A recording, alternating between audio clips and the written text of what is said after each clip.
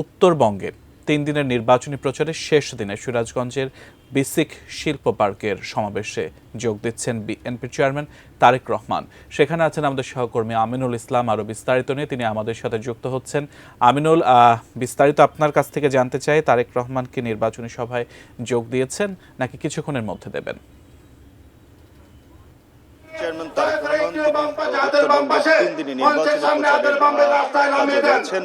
তার নিজের পিতৃভূমি সেই বগুড়াতে তিনি ছিলেন এবং আজকে বগুড়া থেকে তিনি সিরাজগঞ্জের শিল্প পার্কে যে বিশাল সমাবেশের আয়োজন করা হয়েছে তার উদ্দেশ্যে তিনি রয়েছেন। কিছুক্ষণ মধ্যে এরপর তিনি টাঙ্গাইলের আরেকটি সভাতে যোগ দেন।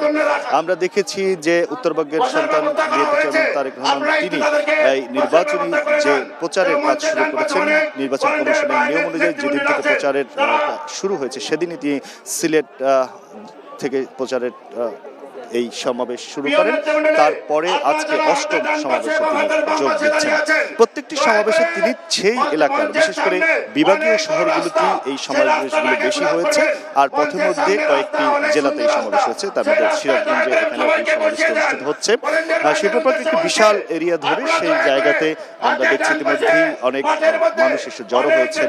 এই উত্তরবঙ্গের জনপদের যারা রয়েছেন, প্রার্থী রয়েছেন, তাদের সমর্থক রয়েছেন, তারা এখানে এসেছেন। প্রত্যেকটি সমাবেশে বিএনপি চেয়ারম্যান তার প্রার্থীদের, অর্থাৎ ধানের শীষের প্রার্থীদের তিনি ভোটারদের সামনে পরিচয় করিয়ে তাদের পক্ষে ভোট চাইছেন এবং একই সঙ্গে ভোট দিলে তার দল যদি সরকার গঠন করতে পারে সেক্ষেত্রে বিএনপি কি পরিকল্পনা করছে সেগুলো তুলে ধরছেন। সেই তুলে ধরাতে তিনি বেশ কয়েকটি পরিকল্পনার কথা ইতিমধ্যেই সব সমাবেশগুলোতে বলেছেন। সর্বশেষ গতকালকে রংপুরে বিশাল সমাবেশ হয়েছে। রংপুরের সেই সমাবেশে প্রথমবারের মতো বিএনপি চেয়ারম্যান ভোটের পক্ষে তাদের সমর্থনের কথা বলেছেন এবং একই সঙ্গে তিনি বলেছেন যে একটি রাজনৈতিক দল শুধু তাদের সমালোচনা করছে, এর বিপরীতে তারা পরিকল্পনার কথা বলছেন।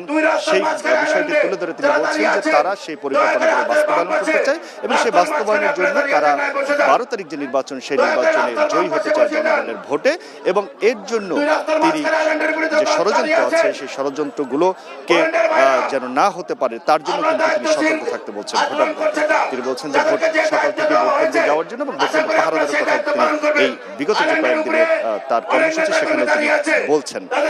সবগুলো সমাবেশই আসলে সেই অঞ্চলের বিপুল সংখ্যক জনগোষ্ঠী সেখানে জড়ো হচ্ছেন এবং তারা তাদের পক্ষ থেকে এই বিএনপির চেয়ারম্যানের সামনে তারা অনেকদিন পর, যেহেতু তিনি এই উত্তরবঙ্গের সন্তান, তিনি এসেছেন 19 বছর পর বগুড়াতে এসেছেন, তারা সেই কারণে তাকে দেখার জন্য এসেছেন এবং তার কথা শোনার জন্য অধীর আগ্রহী। আমরা দেখেছি যে প্রত্যেকটি সমাবেশে মানুষের বেশ উপস্থিতি রয়েছে। আজকে সিরাজগঞ্জেও ইতিমধ্যে অনেক মানুষ এসেছেন। আরও এই সমাবেশের কিছুক্ষণের পরেই এখানে বিএনপি চেয়ারম্যান উপস্থিত হওয়ার কথা রয়েছেন। তো এই ছিল আমার কাছে সিরাজগঞ্জে বিএনপির পক্ষ থেকে যে নির্বাচনী সমাবেশের আয়োজন করা হয়েছে। এরপরে তিনি এই সমাবেশ শেষ করে আবার টাঙ্গাইলে যাবেন, তারপর সেখান থেকে 3 দিনের সফর শেষ করে ঢাকায় পৌঁছাবেন। তো এই ছিল আমার কাছে এই আজকে সিরাজগঞ্জের বিএনপির নির্বাচনী সমাবেশের খবর।